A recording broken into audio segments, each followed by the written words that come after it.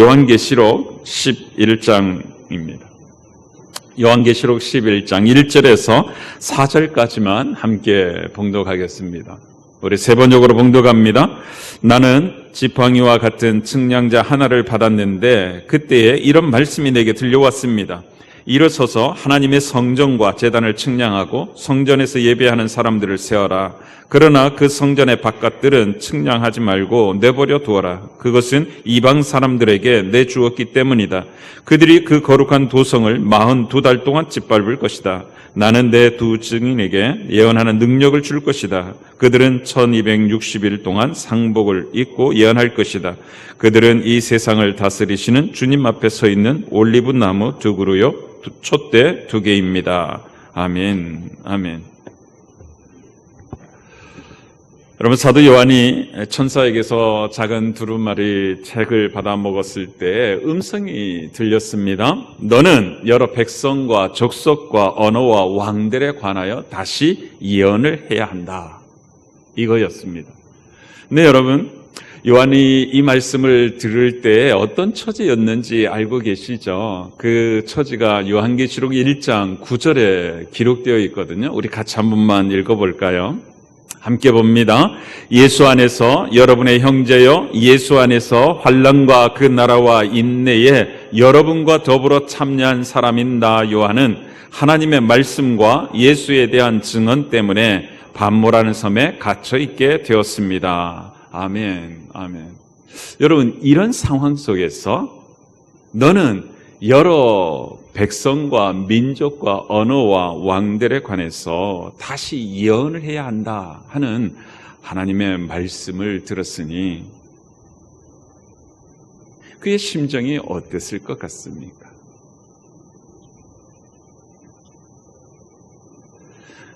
너는 다시 예언해야 한다. 그렇게 말씀하셨으니까 하나님께서 곧 풀려나게 해 주실 것이 분명하죠. 실제로 요한은요, 유배지에서 풀려나와서 에베소에 돌아와가지고 다시금 복음을 전하다가 하나님의 부름을 받고 천국에 입성합니다. 그는 사도 중에 유일하게 자연사를 하였습니다. 그러나 지금 다시금 예언을 해야 한다라고 하는 이 음성을 들을 때에는요, 복음을 전하려고 해도 전할 수 없는 상황이었습니다. 그리고 1세기 교회들 역시 예수 그리스도의 복음을 전한다는 이유 하나 때문에 모진 환난을 겪고 있었습니다. 게다가 이 복음을 들어야 하는 세상 사람들은요, 우리가 9장 20절과 21절 말씀에서 확인했듯이 하나님이 시행하시는 그 재앙을 겪고서도 돌이키질 않았습니다. 자기가 행한 일을 전혀 뉘우치지 않았습니다. 오히려 우상 숭배의 길로 더 미친 듯이 치달았습니다. 여러분, 이런 상황에 처해 있는 사도와 교회 그리고 신자들에게 너희는 다시 예언을 해야 한다, 이렇게 이야기하셨으니 여러분, 이들 모두의 심령이 어땠을까 하는 것입니다. 주님, 제가 이렇게 밤모섬에 유배당한 거 보셨잖아요. 주님, 수많은 신자들이 지금 복음을 전하다가 십자가에 처형을 당하고 짐승의 밥으로 던져지는 것 주님이 지금 보고 계시잖아요. 그리고 주님, 재앙에서 살아남은 자들 역시 전혀 미동하지 않을 것이라고 지금 제게 보여주셨잖아요. 그런데도 다시 복음을 전하라고요? 뭐 이런 볼멘 소리를 하진 않았을까요? 그런 마음, 그런 생각할 수 있는 그들에게 우리 주님은요, 교회는 그런 상황 속에서도 예수 그리스도의 복음을 전해야 하는 증인의 삶이 있고 그 결과가 얼마나 복된 것인지를 보여주십니다. 그게 요한계시록 11장 말씀입니다. 여러분, 함께 이 11장 말씀을 살피길 원합니다. 우선 1절부터 같이 다시 읽어보겠습니다. 나는 지팡이와 같은 측량자 하나를 받았는데 그때 이런 말씀이 내게 들려왔습니다. 일어서서 하나님의 성전과 제단을 측량하고 성전에서 예배하는 사람들을 세어라. 아멘, 아멘. 어떤 장면인지 상상이 되시죠? 사도 요한에게 측량할 수 있는 자 하나를 건네주시면서 지금 너는 하나님의 성전을 측량하라, 그러시는 거예요. 마치 구약의 에스겔 선지자에게 성전의 여러 방들을 측량하라고 하시는 그 장면을 연상하게 합니다. 에스겔 선지자는 바벨론 포로기에 활동하였던 선지자였습니다. 그 아름답고 화려했던 예루살렘 성전은 완전히 무너져버린 후였습니다. 그런데 환상 가운데 하나님께서 성전을 보여주시면서 그 성전의 규모가 어떠한지 측량하라고 말씀하셨던 것입니다. 그렇게 하시는 이유는 다른 것 아닙니다. 이미 하나님의 성전은 완전히 파괴되어 사라졌지만 하나님께서 장차 하나님의 성전을 재건하게 해 주실 것이라는 사실을 보여주기 위함이었습니다. 이와 같은 맥락에서 사도 요한에게 지팡이와 같은 측량 잣대를 주시면서 하나님의 성전을 측량하게 하시고 그 성전 안에 모여들어서 예배하는 사람들의 수를 헤아려 보라고 말씀하고 있는 것입니다. 여러분, 주님께서 하셨던 말씀 중에 이런 말씀 기억나시죠? 우리 하나님께서는 우리의 머리털까지도 세심바 되었다 하신 말씀요.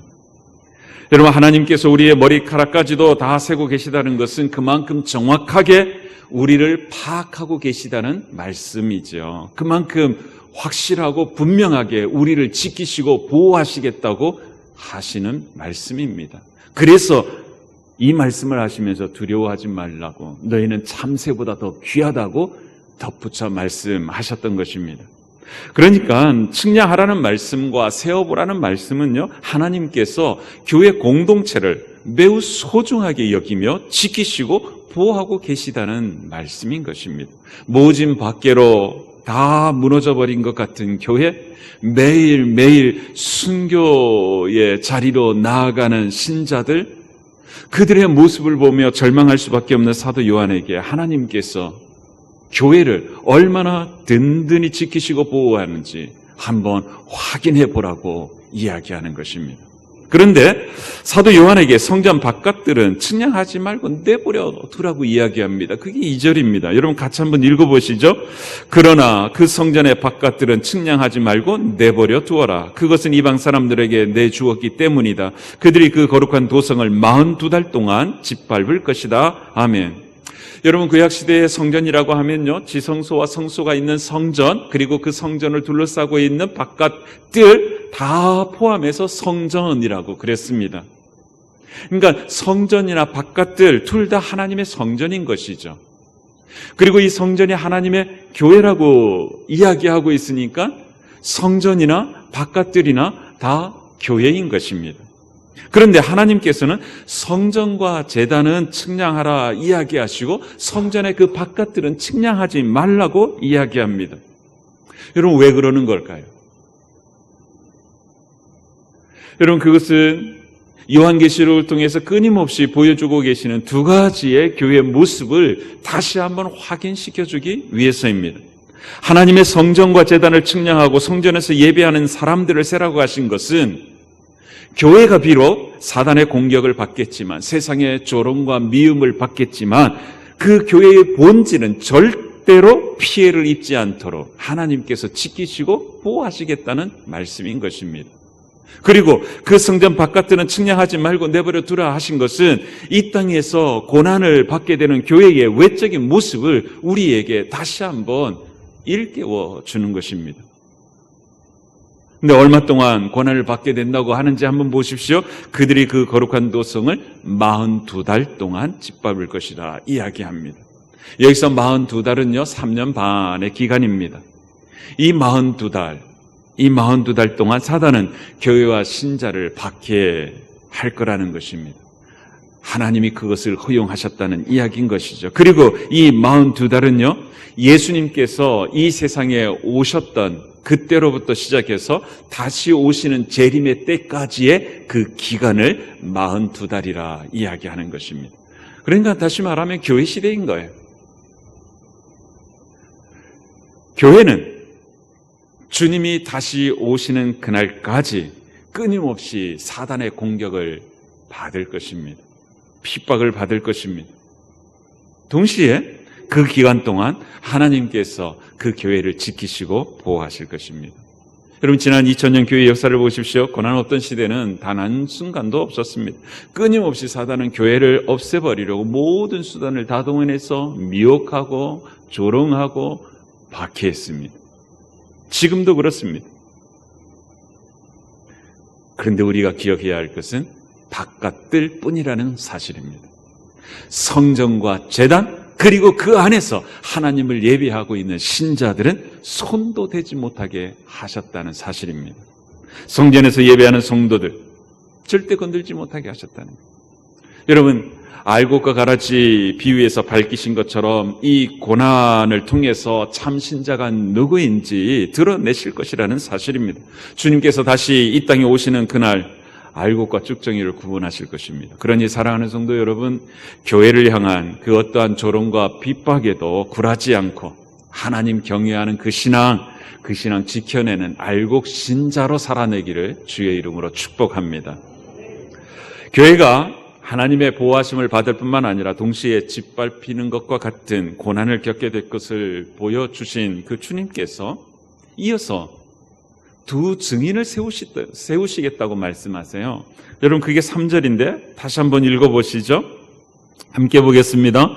나는 내 두 증인에게 예언하는 능력을 줄 것이다. 그들은 1260일 동안 상복을 입고 예언할 것이다. 아멘, 아멘.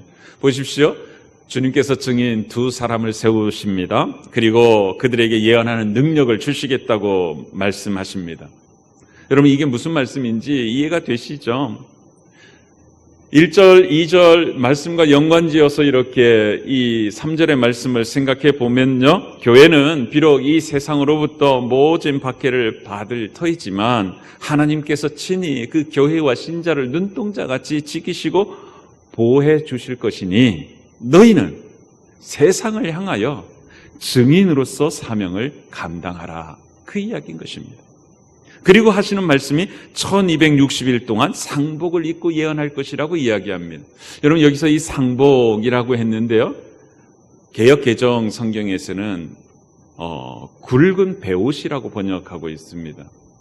이 대목은 이 굵은 베옷이라는 것이 원문을 더 직역한 표현입니다. 고대로부터 개인이 하나님 앞에 회개하거나 민족적인 참회를 할 때에 이 굵은 베옷을 입었습니다. 구약 이스라엘 백성들이 하나님 앞에 죄를 깨닫고 회개할 때 모든 백성들이 다 이 굵은 베옷을 입고 하나님 앞에 꿇어 엎드렸습니다. 그리고 죄를 머리 위로 날리며 하나님 앞에 회개했습니다. 그러니까 이 두 증인이 굵은 베옷을 입었다는 이 이야기는요, 그들이 선포하게 될 메시지의 핵심이 무엇인지를 우리에게 보여주는 것입니다. 무엇이죠? 회개하라는 것입니다. 세상을 향하여 회개의 복음을 선포하라는 것이죠. 회개하라, 천국이 가까이 왔느니라. 여러분, 이것은요, 우리 주님께서 메시아로 사역을 했을 때 외치셨던 일성이었습니다. 그러니 교회 역시 이 회개의 복음을 끊임없이 외쳐야 한다는 거예요. 얼마 동안 외쳐야 한다는 거예요? 1260일 동안. 여러분, 요한계시록을 읽으면서 참 재미가 있습니다. 고난을 당하는 것은 42달이라고 이야기하는데 복음을 증언하는 것은 1260일이에요. 여러분, 1260일은 42달과 같은 기간입니다. 42달 동안 교회는 사단의 공격을 받습니다. 그런데 그 42달과 똑같은 1260일 동안 교회는 굵은 베옷을 입고 회개의 복음을 선포하라는 것입니다. 그런데 왜 고난을 받는 것은 42달, 달 단위로, 그리고 복음을 전하는 것은 일 단위로 했을까? 묵상하다가 이런 생각이 드는 거예요. 그렇구나. 고난은 매우 짧음을 우리에게 보여주시려고 그런 것이고, 복음은 매일매일 만나는 모든 사람들에게 선포하라고 일수로 헤아리셨구나 하는 생각이 드는 것입니다. 여러분, 이게 주님의 뜻인 줄 믿습니다.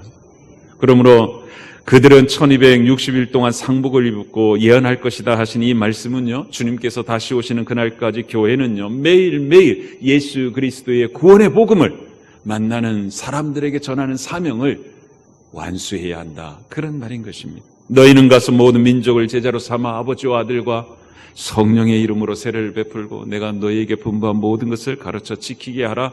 이것이 신자의 사명이요 교회의 본질임을 다시 한번 확인시켜 주는 것입니다. 여러분, 이게 얼마나 중요한 사명이었는지, 주님께서 부활하셔서 하늘로 돌아가시기 직전에 제자들에게 다시 한번 확인해 주셔요. 그게 사도행전 1장 8절 말씀입니다. 여러분, 개역개정으로 우리 다시 한 번만 사도행전 1장 8절 읽어봅시다. 시작.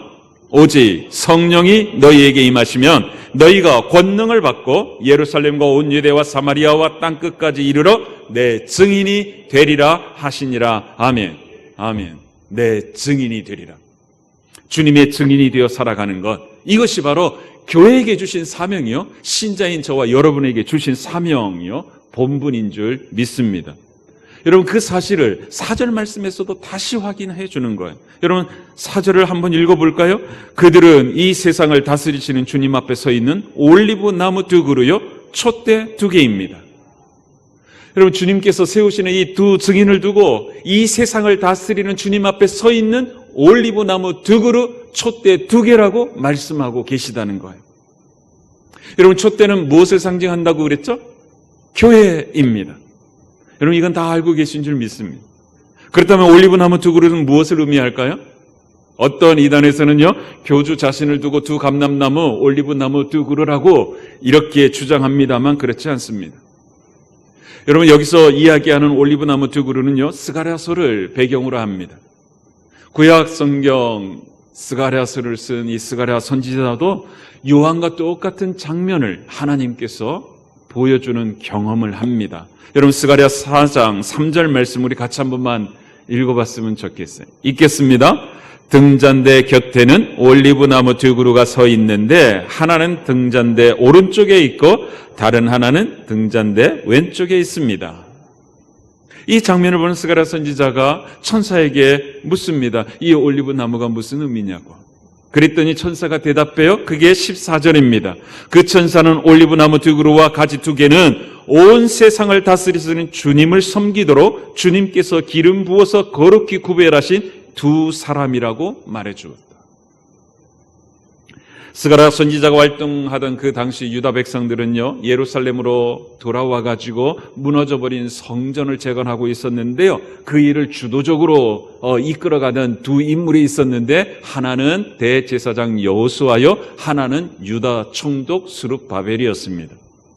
이 두 사람을 가리켜서 올리브 나무 두 그루라고 스가랴 선지자에게 천사는 이야기해 줍니다. 그게 스가랴 4장 6절이에요. 그가 내게 이렇게 말해 주었다. 이것은 주님께서 스룹바벨을 두고 하신 말씀이다. 힘으로도 되지 않고 권력으로도 되지 않으며 오직 나의 영으로만 될 것이다. 만군의 주님께서 말씀하신다. 여러분, 이 스룹바벨을 포함해서 여호수아와 함께 이 두 사람이 성령 하나님이 부어주시는 능력을 힘입어서 성전 재건을 완수하게 될 거라고 말씀하신 것입니다. 그렇다면 지금 요한계시록 11장에서 올리브 나무 두 그루는 그런 의미가 되는 거죠. 성령 하나님으로 말미암아 능력을 끊임없이 공급받는 두 증인을 가리키는 것임을 알 수 있는 것이죠. 결국 이 세상을 다스리는 주님 앞에 서 있는 올리브 나무 두 그루, 그리고 촛대 두 개라고 하신 이 말씀은요, 두 증인은 성령 하나님께로부터 능력을 받아서 증언의 삶, 이것을 잘 감당하는 교회 공동체임을 알 수 있습니다. 이 세상을 다스리는 주님께서 교회와 신자들에게 성령 하나님의 능력을 끊임없이 부어주셔서 증인의 삶을 살아갈 수 있도록 이끌어 주실 거라, 그 이야기인 것입니다. 그래서 사도행전 1장 8절은 이렇게 이야기해요. 오직 성령이 너희에게 임하시면 너희가 권능을 받고 예루살렘부터 땅끝까지 이르러 내 증인이 되리라 하신 것입니다. 2000년 교회 역사가 이걸 증명해 줍니다. 여러분, 사도행전만 읽어보아도 이 사실을 명백하게 확인할 수 있습니다. 끊임없는 환난과 핍박 속에서도 교회와 신자들은 끊임없이 성령 하나님의 공급해 주시는 능력으로 복음을 증언하는 사명을 감당해 내더라는 것입니다. 교회가 위기를 만날 때마다 그들은 하나님 앞에 엎드려 부르짖어 간구합니다. 그렇게 부르짖어 기도할 때마다 교회 위에 성령 하나님께서 은혜를 부어주시고 능력을 부어주셔서 그들로 하여금 담대히 예수 그리스도의 복음을 전파하게 하였습니다. 여러분, 그런 신자의 모습을 오늘 요한계시록 11장 5절과 6절 말씀도 보여주고 있습니다.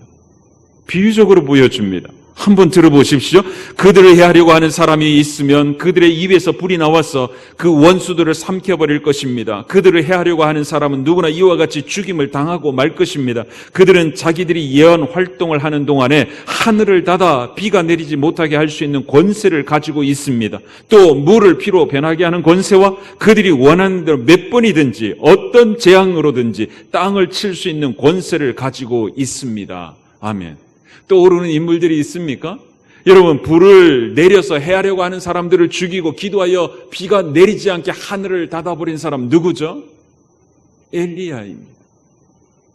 물을 피로 변하게 하고 몇 번이든지 어떠한 재앙으로든지 땅을 치는 권세를 받은 인물이 누구죠? 모세입니다. 근데 여러분, 이렇게 연상하게 하는 엘리야와 모세에게는 공통점이 하나 있습니다. 무엇인 것 같아요? 여러분, 이 두 사람의 공통점은 이거예요. 하나님께서 주시는 능력으로 하나님을 등지고 살아가는 사람들에게 참 하나님이 여호와 하나님이심과 여호와 하나님만이 구세주가 되신다는 사실을 증언했던 사람이라는 사실입니다. 여러분, 이들처럼요, 하나님을 등지고 살아가는 사람들에게 참 하나님이 누구인지, 누가 구세주인지를 드러내는 것, 이것이 신자의 삶이요, 이것이 교회의 삶인 줄 믿습니다. 교회와 신자는 하나님이 없다고 외치며 하나님을 등지고 살아가는 사람들 속에서 살아가면서 하나님의 살아계심을 삶으로 보여줘야 하는 하나님의 증인들이라는 사실입니다. 이것은 힘으로도 되지 않고 권력으로도 되지 않습니다. 오직 성령께 붙들려 살 때만 가능하다 하는 것입니다. 오직 성령이 너희에게 임하시면 너희가 권능을 받고 예루살렘과 온 유대와 사마리아와 땅끝까지 이르러 내 증인이 되리라. 사랑하는 성도 여러분들, 성령의 충만을 사모함으로 증인으로서 살아내는 사명 충성스레 감당하는 그런 신자들이 되기를 주의 이름으로 축복합니다. 그런데요, 이렇게 승승장구하는 교회의 모습이 7절 이하를 보면 역전되고 맙니다. 자신들을 해하려고 하는 이들에게 불을 내리고 재앙을 내리게 하며 복음을 증언하던 두 증인이었습니다. 그런데 그들이 증언을 마칠 때 아비소스가 뭐라 그랬죠? 무저갱이라 그랬죠. 그 무저갱에서 올라온 짐승인 사단이 그들과 싸워가지고 그들을 이기고 그들을 죽여버리는 거예요. 그 두 증인의 시체를 큰 도시 넓은 거리에 던져버립니다. 그리고 모든 사람들이 그들의 죽음을 보며 즐거워하며 파티를 엽니다. 여러분, 이게 7절에서부터 10절까지 이야기입니다. 여러분, 7절, 8절만 같이 한번 읽어볼까요? 7절, 8절 함께 봅니다. 그러나 그들이 증언을 마칠 때에 아비소스에서 올라오는 짐승이 그들과 싸워서 이기고 그들을 죽일 것입니다. 그리고 그들의 시체는 그 큰 도시의 넓은 거리에 내버리게 될 것입니다. 그 도시는 영적으로 소돔 또는 이집트라고 하는데 곧 그들의 주님이 십자가에 달리신 곳입니다. 아멘. 여러분 보십시오. 그들이 증언을 마칠 때라고 합니다. 여러분, 이때가 언제일까요? 여러분, 두 가지로 생각할 수가 있습니다. 하나는 개인적 차원, 그리고 개교회적 차원으로 생각할 수 있습니다. 신자 개인과 개교회가 복음을 전하는 증인의 사명을 다 완수했을 때 그렇게 생각하는 거죠. 그리고 다른 하나는 종말론적으로 보는 것입니다. 여러분, 증언하는 기간이 얼마나 그랬죠? 1260일. 그 1260일이 다 채워진 때이죠. 다시 말하면 주님께서 다시 오시는 그때입니다. 그러니까 개인적 차원이 되든 종말론적 차원이 되든 증언이 다 마쳤을 때에는 아비소스에서 올라오는 짐승, 그 사단이 교회와 더불어 싸우게 될 거라는 것입니다. 교회와 싸워서 이기고 교회를 죽인다 하는 것입니다. 여러분, 이건 뭘 보여주는 거예요? 이것은 교회와 신자가 사단과 매우 치열하게 영적 전쟁을 치를 것이라는 사실을 우리에게 보여주는 것입니다. 교회가 아주 공개적으로 핍박을 당하고 비참한 상태에 처하기 또 할 거라는 것을 보여주는 것입니다. 사단의 세력에 의해서 공격을 받아 완전 파괴되어 교회가 없어져 버리기도 하고, 때로 신자들이 공개적으로 처형을 다하여 죽음을 당하기도 할 거라는 것입니다. 교회와 신자가 그렇게 핍박을 당하고 죽임을 당하는 그곳을 두고서 8절을 보면 죄악의 도시의 상징인 소돔과 이집트라고 이야기합니다. 그런데 그곳은 주님이 십자가에 달린 곳이라고 덧붙여 설명합니다. 그 도시는 영적으로 소돔 또는 이집트라고도 하는데 곧 그들의 주님이 십자가에 달린 곳입니다. 여러분, 이 말씀은요, 결국 이런 의미인 거예요. 두 증인으로 지칭되는 교회와 신자들이 예수님이 가셨던 그 길을 따라갔다는 이야기인 것이죠. 하나님이 그렇다고 인정하신다는 거예요. 주님의 제자로서 주님이 걸어가신 그 길을 따라 충성했다는 사실을 하나님이 인정하고 계시다는 것을 우리에게 보여주는 것입니다. 그러나 이 십자가의 길을 걸어가는 교회와 신자들을 세상은 조롱한다는 것이죠. 그들을 죽이고 그들의 죽음을 보면서 즐거워하며 파티를 엽니다. 왜 그렇게까지 하는가? 그 이유가 10절에 나와 있습니다. 10절을 보면 마지막 대목에 이렇게 나와 있죠. 그것은 이 두 예언자가 땅 위에 사는 사람들을 괴롭혔기 때문입니다.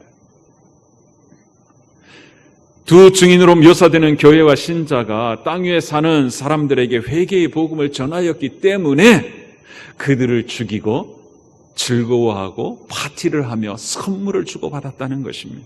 마치 스데반의 설교를 들었던 청중들처럼 그들은 회개하라는 그 복음을 듣고서 가슴은 뜨끔했지만 회개하지 아니하고 돌을 들었다는 이야기인 것입니다. 그런데 여러분, 이런 역전된 상황 속에서 너무 낙심하지 않기를 원합니다. 이후에 또 한 번의 반전이 일어납니다. 여러분, 그게 11절, 12절이거든요. 우리 같이 한 번만 읽어보시죠. 함께 읽겠습니다. 그러나 사흘 반이 지난 뒤에 하나님에게서 생명의 기운이 나와서 그들 속으로 들어가니 그들이 제 발로 일어섰습니다. 그것을 목격한 사람들은 큰 두려움에 사로잡혔습니다. 그 두 예언자가 하늘로부터 자기들에게로 이리로 올라오느라 하는 큰 소리가 울려오는 것을 듣고 구름을 타고 하늘로 올라가니 그들의 원수들이 그것을 지켜보았습니다. 아멘. 무슨 이야기인지 이해되셨죠? 세상 사람들이 교회를 조롱하는 기간이 오래가지 않을 것이라는 거예요. 3일 반뿐입니다. 42달 3년 반과 비교가 되지 않습니다. 매우 짧습니다. 3일 반. 아주 잠깐 후면 죽었던 교회와 신자들에게 이리로 올라오라 하시는 하나님의 음성이 크게 울려 퍼질 것입니다. 데살로니가의 말씀으로 한다면 천사장의 호령과 나팔 소리가 울려 퍼질 거라는 것이죠. 그때에 구원받은 신자들이 구름을 타고 하늘로 올라가는 모습을 온 세상이 지켜보게 될 것입니다. 두 증인을 죽이고서 기뻐하고 즐거워하던 세상 사람들이 진정한 승리자가 누구인지 눈으로 직접 확인하게 될 거라는 사실입니다. 결국 이 11절, 12절 말씀은요, 십자가의 길을 걷는 교회와 신자들은 사흘 만에 부활하시고 승천하시는 주님의 발자취 역시도 따라가게 될 것임을 우리에게 보여주는 것입니다. 사랑하는 성도 여러분, 우리 하나님께서는 십자가의 길을 걸어가는 교회와 신자들에게는 반드시 승리의 영광을 주심을 믿으시길 바랍니다. 여러분 18절 말씀에서 다시 한번 확인해 줍니다. 여러분 18절 말씀 같이 한번 읽어봅시다. 문민족이 이것에 붕괴하였으나 오히려 그들이 주님의 진노를 샀습니다. 이제는 죽은 사람들이 심판을 받을 때가 왔습니다. 주님의 종 예언자들과 성도들과 작은 사람이든 큰 사람이든 주님 이름을 두려워하는 사람들에게 상 주실 때가 왔습니다. 땅을 망하게 하는 자들을 멸망시킬 때가 왔습니다. 아멘. 아멘. 여러분 보십시오. 두 증인의 증언을 받지 아니하고 주님의 다스림을 거부했던 자들에게는 반드시 하나님의 심판이 임할 것입니다. 반면에 증인으로 살아낸 신자들에게는 상을 주실 것입니다. 그러니 예수 그리스도의 증인으로서 살아가면서 겪는 어려움 때문에 낙심하지 않기를 주의 이름으로 축복합니다. 두 번째 반전도 있습니다. 그게 13절입니다. 같이 한번 읽어보시죠. 바로 그때에 큰 지진이 일어나서 그 도시의 10분의 1이 무너졌는데 그 지진으로 사람이 7,000명이나 죽었습니다. 그리고 살아남은 사람은 두려움에 쌓여서 하늘에 계신 하나님께 영광을 돌렸습니다. 아멘. 여러분 그 마지막 대목 다시 한 번만 읽어볼까요? 살아남은 사람은 두려움에 쌓여서 하늘에 계신 하나님께 영광을 돌렸습니다. 아멘. 여러분 이게 무슨 이야기죠? 두 증인의 회개하라는 복음을 듣고 예수 믿고 구원받는 이들이 생겨났다는 이야기인 것입니다.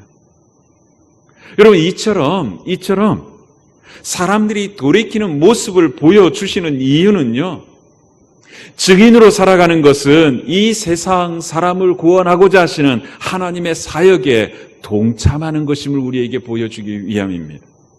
그러니 사랑하는 성도 여러분, 복음의 씨앗을 뿌리면 반드시 구원의 열매를 맺는 줄 믿으시길 바랍니다. 내가 복음을 전했는데 내가 그 구원의 열매가 이루어지는 것을 보지 못한다 할지라도 하나님은 반드시 열매를 맺게 하시고 거듭게 하시는 줄 믿으시길 바랍니다. 그래서 사도 바울은요, 갈라디아 교회 성도들에게 이렇게 축복합니다. 선한 일을 하다가 낙심하지 맙시다. 지쳐서 넘어지지 아니하면 때가 이를 때에 거두게 될 것입니다. 여러분, 갈라디아서 6장 9절인데요. 우리 같이 한번 세 번역으로 읽어봅시다. 함께 봅니다. 선한 일을 하다가 낙심하지 맙시다. 지쳐서 넘어지지 아니하면 때가 이를 때에 거두게 될 것입니다. 아멘. 아멘. 그러니 사랑하는 성도 여러분, 복음을 전하다가 절대 낙심하지 않기를 원합니다. VIP를 놓고서 기도하면서 절대 낙심하지 않기를 원합니다. 반드시 하나님의 때에 하나님의 방법으로 그를 구원해 주실 줄 믿습니다. 사랑하는 성도 여러분, 요한계시록 11장은요, 저와 여러분이 21세기의 두 증인이라고 말씀합니다. 동시에 세상은 끊임없이 우리로 하여금 그 증인으로서 살아가지 못하도록 방해할 것이라고 경고해주고 계십니다. 그래서 주님은 우리에게 말씀하는 거예요. 나는 내 두 증인에게 예언하는 능력을 줄 것이다. 아멘이십니까? 그렇다면 두 증인으로서 우리는 무엇을 해야 하겠습니까? 기도해야 하는 것입니다. 늘 담대히 복음을 증언할 수 있도록 능력을 달라고 기도해야 하겠다 하는 것입니다. 그리하면 성령 하나님께서 우리에게 들어와서 함께 하시며 주님의 증인으로서 살아갈 수 있는 은혜와 능력을 베풀어 주시는 것입니다. 사도 베드로도 그런 우리에게 이렇게 응원합니다. 정신을 차리고 깨어 있으십시오. 여러분의 원수 악마가 우는 사자같이 삼킬 자를 찾아 두루 다닙니다. 믿음에 굳게 서서 악마와 맞서 싸우십시오. 여러분도 아는 대로 세상에 있는 여러분 형제 자매들도 다 같은 고난을 겪고 있습니다. 이 베드로의 권면을 아멘으로 받으시고 여러분의 삶의 자리에서 회개의 복음을 증언하는 증인으로 살아가다가 영광스러운 주님을 다시 만나 뵙게 되기를 주의 이름으로 축복합니다. 기도하겠습니다.